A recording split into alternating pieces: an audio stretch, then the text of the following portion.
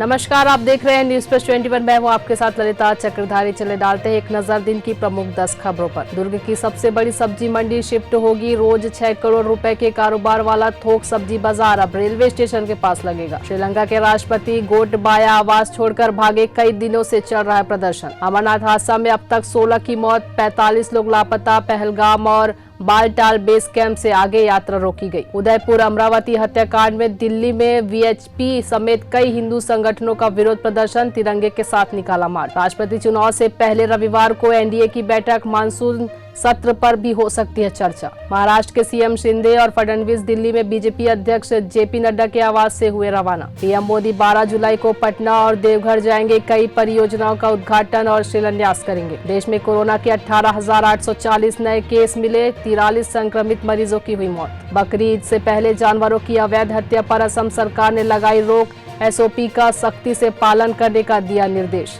मानो घर का कोई अपना चला गया, आज उनके साथ बिताया हर पल याद आ रहा है। शिंजो आबे के निधन पर पीएम मोदी ने दी भावुक श्रद्धांजलि। ऐसी जानकारी से लगातार अपडेट रहने के लिए देखते रहिए न्यूज प्लस 21, आपके हक की बात।